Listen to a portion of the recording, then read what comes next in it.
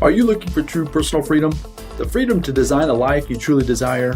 Then you're absolutely in the right place. True personal freedom comes from when you take 100% responsibility and control of your money and your mind.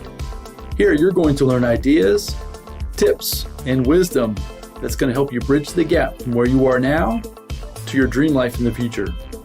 My name is Randy Wilson, and welcome to the Rich Mind Podcast.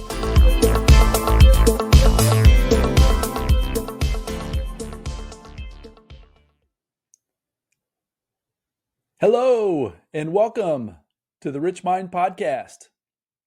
This is actually going to be the first episode for the podcast as it gets started here. So I'm super excited that you're here. I'm glad that you decided to join me today. And hopefully today I'm going to bring a lot of value into your life. And that's the intention for the podcast as we move forward. So today I want to describe to you what the Rich Mind Podcast is. It's even where the name for the podcast even came from. I want to talk a little bit about freedom, personal freedom, and how you can try to get a little bit more of that every day. And I hope to bring you some tips and tricks, some experiences that I've had that's helped me along the way. And then I definitely want to get into a little bit of my story. I want to tell you a little bit more about me, have you get to know me a little bit better. That way, maybe some of my story might resonate, might sound similar to yours, maybe offer some hope. Anyways, I just want to share that quick story and see if I can't help you make today a little bit better. That's the goal, get a little bit better every day. So let's start off with the Rich Mind Podcast and why I decided to call it the Rich Mind and where it came from. In my experience and in my journey, I've realized and discovered that true personal freedom, and we're going to talk about that here real soon, but true personal freedom comes from when you take control of your mind and your money. So that's where the rich mind comes from. So money in terms of currency, dollars, and we'll talk more about that in the future, what those terms actually mean and the differences between the two. But at this point, we'll just call it money. When you're looking for money and you're looking to make more money, I'm going to suggest that it starts from the inside. It starts with your mind. It starts with an idea. It starts with your thoughts. It starts with how you feel. Some things that maybe you haven't heard before, or maybe you have. And I hope to maybe shed a little bit of light on in maybe a different way that might sound different, that might be coming to you from a different angle, that might impact you and help you navigate some of the uncertainties that are going on in the world today. So with that said, the rich mind, I believe it starts with having the correct mindset, starting from the inside and working outside. It's not easy work. I will tell you, I've been in the process of working on myself for many years. And I would say that I've really worked hard at it for the last 12 to 24 months. And I tell my wife every day, it's the hardest work I've ever done. And it obviously is not a physical work, but as far as the mental ability and the effort that it takes to control and think in a different way, it can be very challenging. But I will also tell you that it can be also very rewarding. And once again, I hope to share a lot of those stories as we move on. So let me get a little bit into my story. Let me let you know a little bit more about myself. That was a little bit about the podcast and where it came from, what I want to do. My goal is to share with you some of these personal development, internal mindset ideas, maybe even some techniques, some things that I've learned in my journey that have totally changed my life. So I want to start with some personal development, but then I also want to talk about financial education. Those two things I've discovered are not discussed. They're not common in our society. And I have had to find a lot of the answers I've sought and sought after on my own. And so once again, hence the reason why I've wanted to create this podcast to get that information out there to as many people as I can. And I will resonate with some, and others I won't, and that's okay. But the idea is I want to try to give back as much as I can some of the information and the things that I've learned over my time of trying to grow both personally and obviously financially as well. So, a little bit about me. Let's get into my story. As you know, my name is Randy Wilson. I'm 40. I'll be 49 coming up this year. 49 years old, almost 50. I was born in a town called Fort Wayne, Indiana, which is northeast Indiana.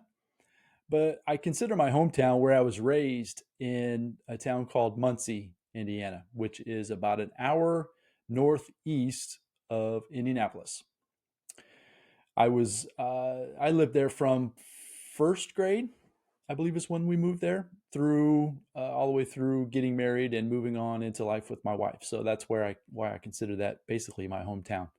A little bit about Muncie. There's not really much that I'm aware of that really makes Muncie a great town, other than it's Ball State University is the home of Muncie. So if you're familiar or pay attention to any kind of college, Ball State is there. Also, one other thing that I always like to talk about is that Muncie, I'm a muscle car guy. So 60s muscle cars, Chevelles, Camaros, those types of things. You can see my little image if you're watching the video. I've got a little Camaro plaque behind me. But anyways, Muncie Transmissions. So GM produced a product, or their transmissions, and you can hear this term coined a lot out there, is that Muncie Transmissions. Well, that's where they came from, was Muncie, Indiana. So GM, Borg Warner. Anyways, moving on. So Muncie, not a whole lot going on. The joke is my wife, she's more of a city girl. She was born more of in a city, but I was raised in cornfields, in the cornfields of Indiana. That's kind of the running joke between my wife and I. So that's kind of how it was. So with that said, growing up, we didn't have a whole lot. Didn't have a whole lot going on. Didn't have a bad childhood. I wouldn't say it was fantastic by any means either. And I'll get into a little bit more about that as far as the relationships I had with my parents.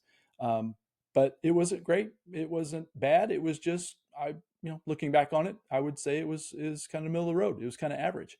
There wasn't much going on as far as things to do. If it's hard to imagine, but things prior to the internet, things prior to life as they are today, it's hard to think back to when we were out just playing just games with the local kids. Wiffle ball was always a big game. Basketball then became my big passion. So baseball and basketball were my passions as I got into more of the middle school and my high school realm. So fast forward a little bit into high school, I wanted to be a professional basketball player. I really did. I remember vividly telling my mom, probably early in my high school career, probably freshman, maybe right around that time, maybe freshman in high school, that my goal, and I wanted to be paid. I didn't necessarily care how. I didn't necessarily care how much. I wanted to be paid to be a basketball player. And I didn't even really know what that meant. I mean, I just watched. So Michael Jordan was the name back then in Indiana. We were lucky. We had access to him being in Chicago. We were able to get a lot of the games telecast here, or where I was back home. And so I got to grow up watching Michael Jordan like almost every game, which was a lot of fun. But I wanted to be like Mike, right? I wanted to do. I knew I probably didn't have the physical ability of Michael Jordan, but at the same time, I just loved the way he played the game and the passion that he had. So I had a little bit of success in middle school, going into high school. And so I decided I was going to give it my best and try to go for it within the basketball realm. I did okay. Had some success. Our school, actually, fast forward a little bit further into our senior year, we actually took our team further in the state tournament up till that point than it ever had been. So Indiana was one of the last states that didn't play by what's called the class system. So what that means is that Indiana you had the opportunity as a small school to go play against the bigger schools, the larger city schools. And being from where we were out in rural Indiana, uh, our little small school never really made it very far, to be honest with you. So as we get into the sectionals and in the regionals, we always came up against bigger, tougher competition. But for our senior year, we actually took the team further than it had ever been up till that point, and that was probably a big accomplishment as far as for me and for our school. It was a lot of fun back then. Having some fun with some friends, going to obviously the games and the tournaments, and then the parties afterwards, and all the things that come along with that. Had a really good time. But part of my journey was dealing with my father. And I remember vividly as I was entering or getting through my senior year, and baseball was a part of that too. I would probably say, and I didn't really touch about the baseball part, I would probably say I was probably better at baseball than I was at basketball, but I was more passionate about basketball than I was about baseball. But my dad was pushing me nonstop all the time. I was never good enough. It was one of those things. He wasn't always verbally abusive, but at the same time, he was definitely. It was almost the silent treatment. He would give me that look, or he would walk away. I remember vividly in a baseball game, center field. That's what I used to play, and I used to love playing center field. But he would stand on the fence line near the dugout, and if I made a bad play, or if I was in the wrong position, or if I'd struck out the inning before, or whatever the negative thing that I had done, he would sometimes yell at me from the sideline, from the fence line, and other times he would just disappear, and I wouldn't know where he would go. Sometimes I think he just left, or at least went back to the car. And I will tell you that those were probably the most hard moments, really, of my life. I mean, they still really impact me today. I always wanted to please that man. I loved him dearly. I wanted him to appreciate what I was trying to do. I knew that I wasn't as good. Well, I wanted to be better. But as I was progressing on into my career, I was realizing that I wasn't going to be good enough to go to the next level, whether it be college, or anything else for that matter, whether it be baseball or basketball.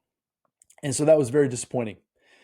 For myself, I really decided I gave it all up. I remember vividly about halfway through the spring baseball season of my senior year, and he and I having a very heated argument outside.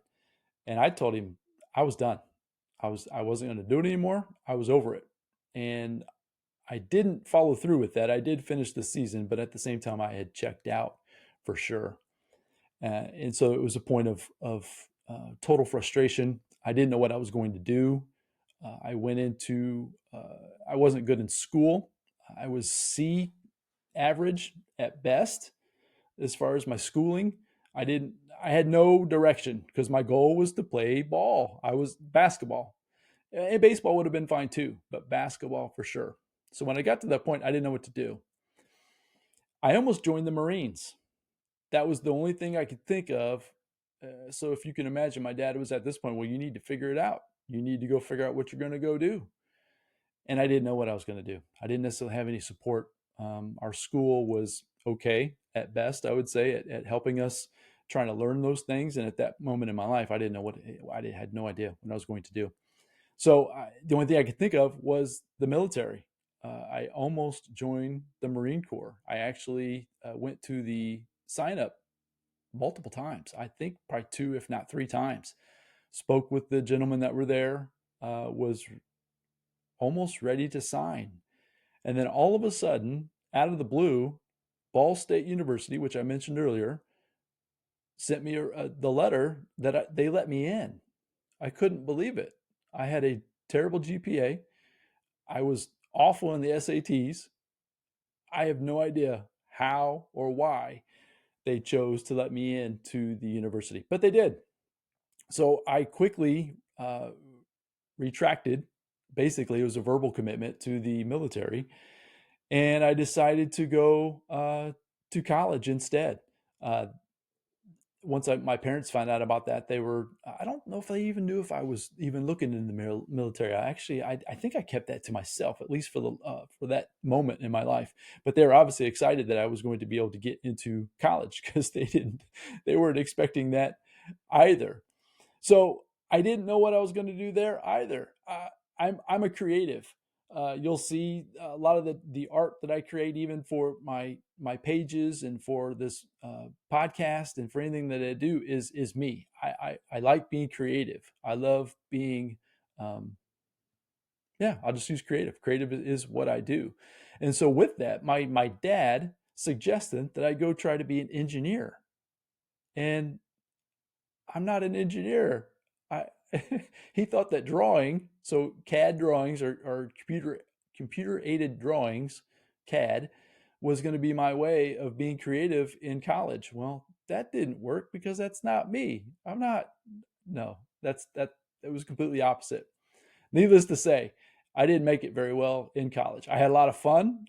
Me and my friends, or I should say, the friend I hung around with the most was fantastic. But at the same time, no, college wasn't my thing. I didn't necessarily like school, period, and I knew almost from the beginning that it wasn't going to work out real well. But the one thing that did happen out of coming out of college was I met my wife. I met my wife in the dorm rooms of Ball State University, and it was the fall of '94. Wow, I'm dating myself here. Fall of '94, met my wife, and we've been together ever since. We were just having the conversation last night.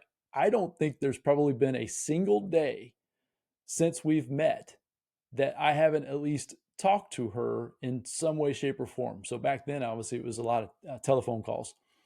But now it's text messages, or obviously we live together, so I see her virtually every day. But even when we're traveling, even when through the busy times of life, I don't think I've missed a single day of at least speaking to her um, for the last nearly 30 years. So, anyways, she was the best thing by far that came out of Ball State University. So with that said, we dropped out of school. I dropped out of school, and then she ended up dropping out of school right behind me. And we started life. We started grinding. We started hustling. One thing that my father did help me with was he got me into a retail position in high school that had the opportunity to keep moving up within that corporation, within that company. It was a grocery store chain here in local Indiana. And I took the opportunity to, when I dropped out of school, that I was going to go full force head on into trying to figure out how to get better and move up into the company. So that's what I did. So I spent from my early 20s till about 30 just grinding, doing everything I could.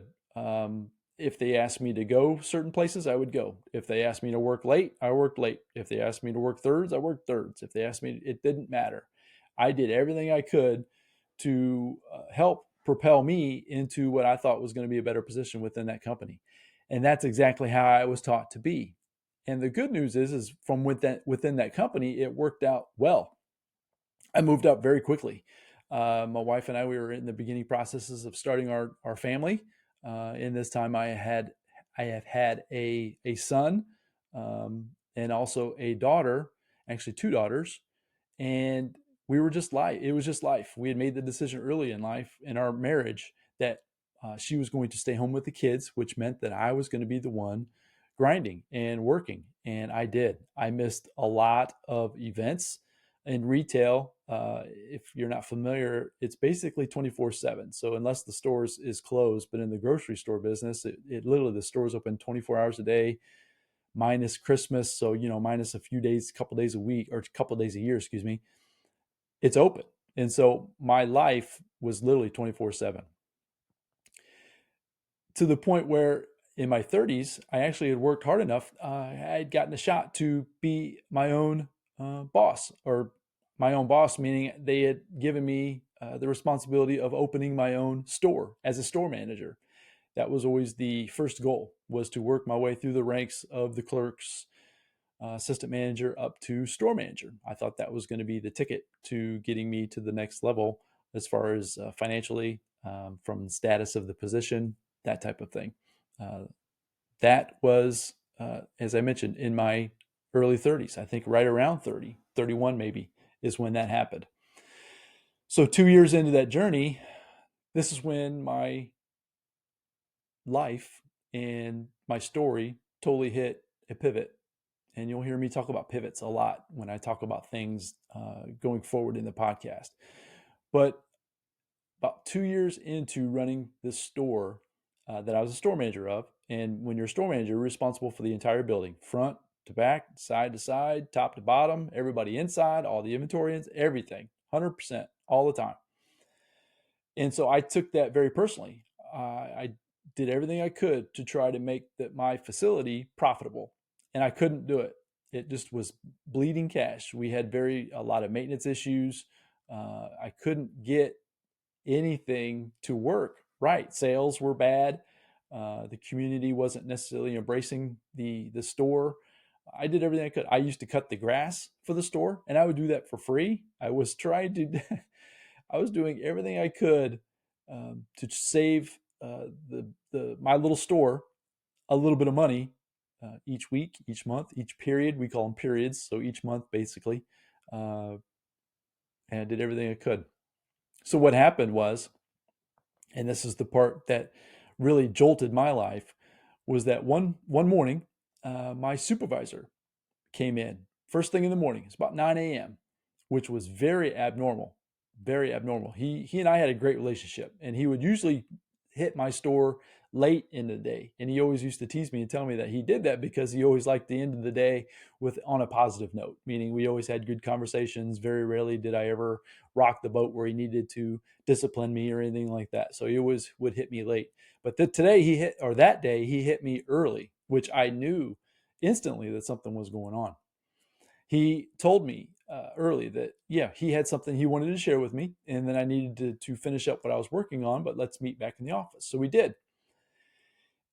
We walked in my office, and he pushed the door shut, but it was a very heavy, big, heavy door, and it slammed so loud. It scared the life out of me. It was like a big bang.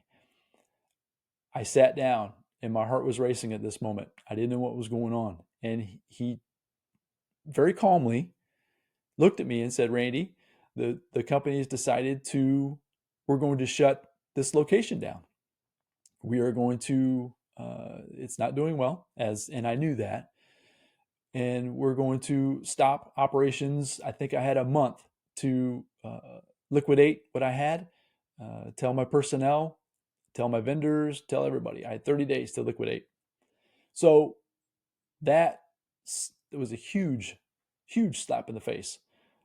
As I mentioned, I took it very personal with everything I did in my store and in my business. I considered it my business. It wasn't my business, but I considered it my business. And for him and the company to come in and basically pull that away from me, I realized real quick and right in that moment that I wasn't in control.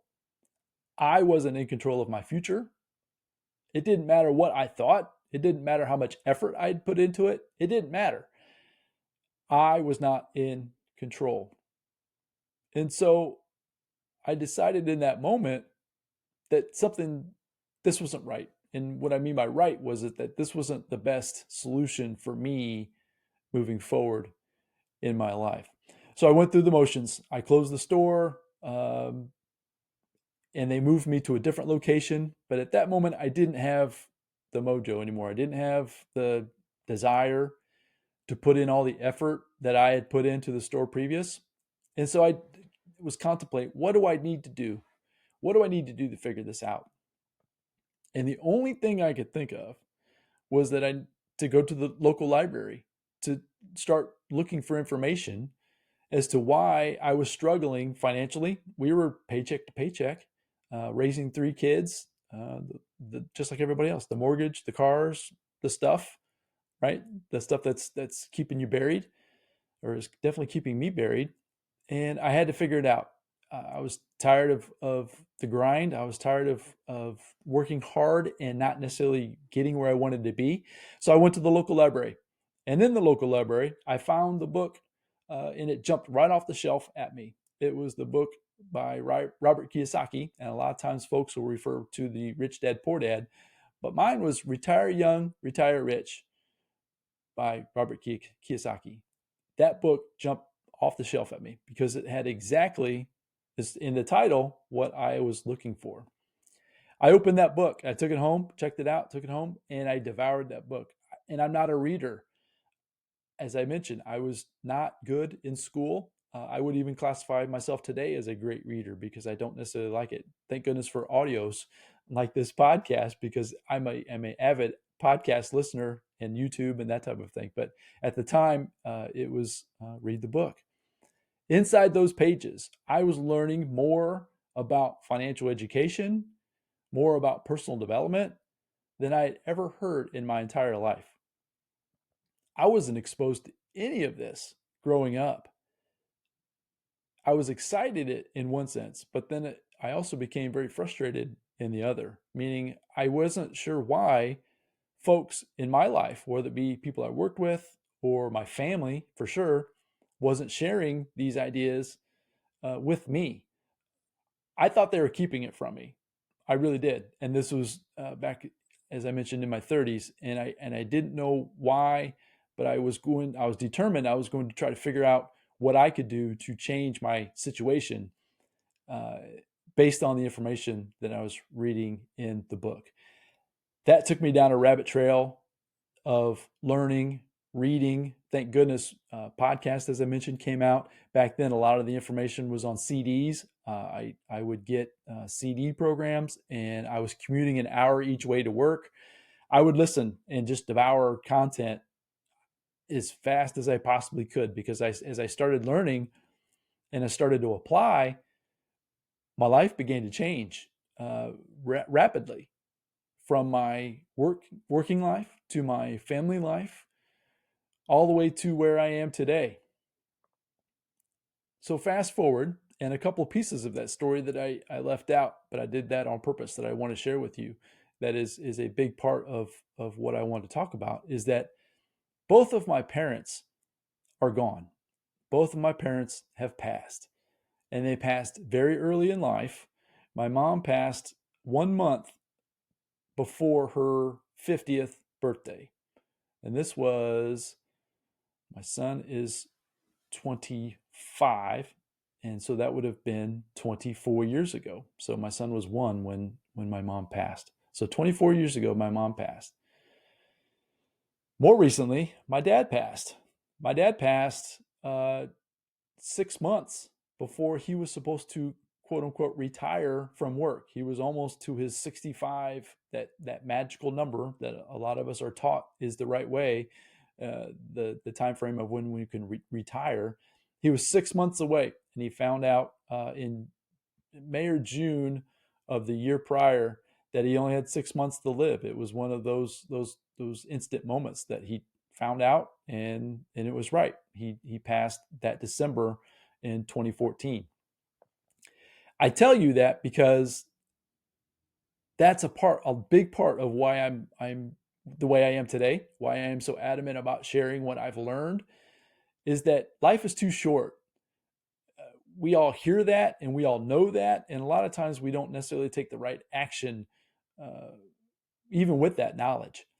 And I want to encourage you today to think of ways, think of things that you want to improve, whether it be from a financial standpoint, maybe it's a relationship, maybe it's your own self, and realize that the clock is ticking. And I don't mean that to sound negative, but at the same time, I say it to try to spur up some urgency within you to begin taking some action today.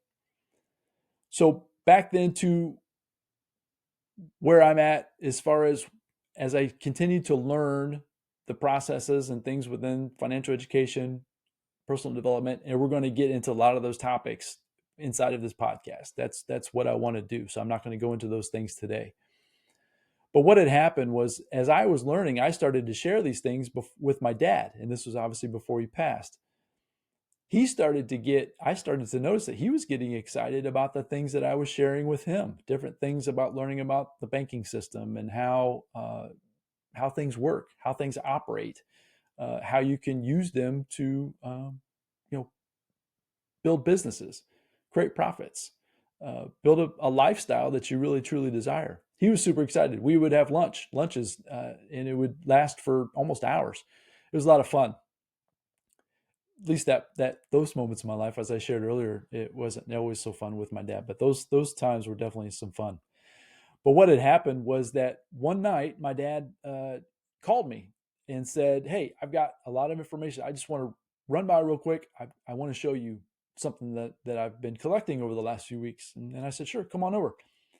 He brought over a manila folder about an inch thick with a bunch of papers inside.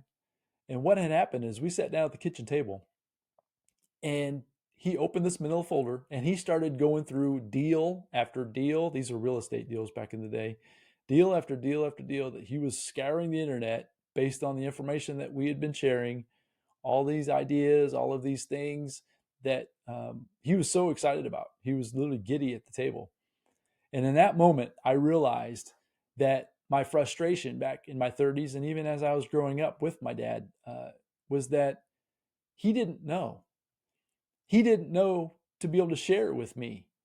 He didn't know that there were different options that he could have made, different decisions that he could have made based on new information, based on different techniques, different ideas that he could have changed the trajectory of our life as a family and definitely my life growing up.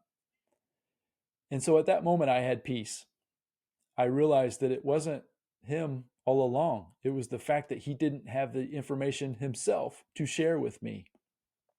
So I say all that with the intention is that once again, that's where this podcast is.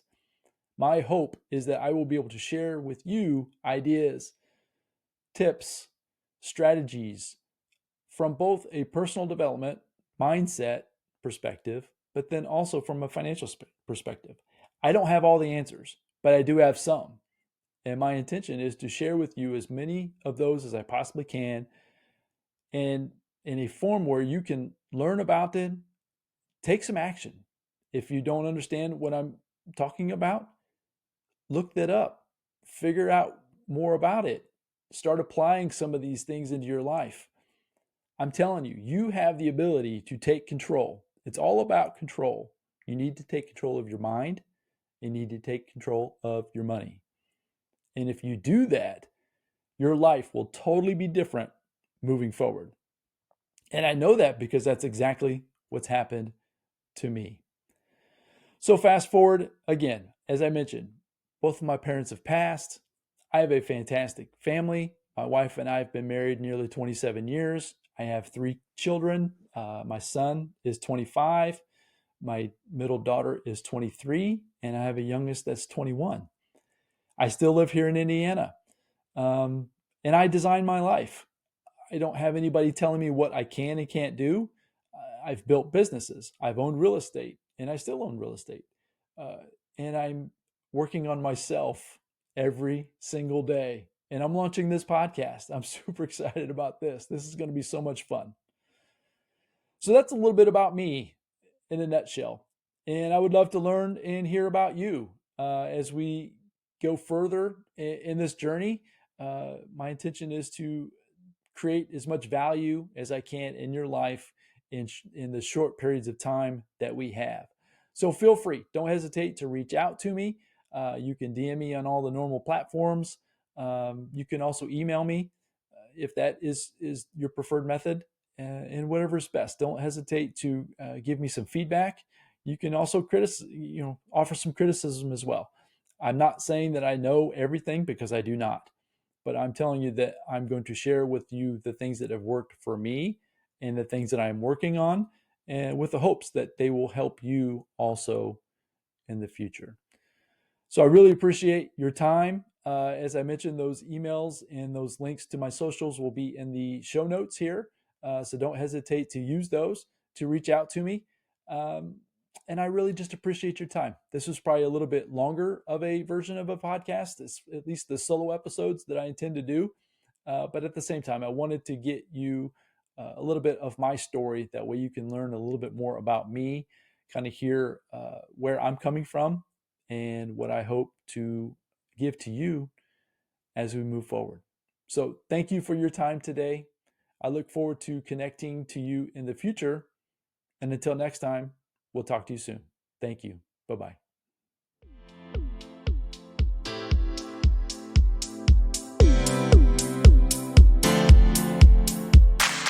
Thank you for joining me on the Rich Mind Podcast. I hope you found a ton of value in this episode. If so, I'd really appreciate a 5-star review, and you can also share it with your family and friends. And as my mentor Jim Rohn shared with me, in order to have more, you must first become more. And in order to become more, you must work harder on yourself than you do on your job. So go out there today and work harder on yourself to become more and build the life of your dreams. Until next time, my friends.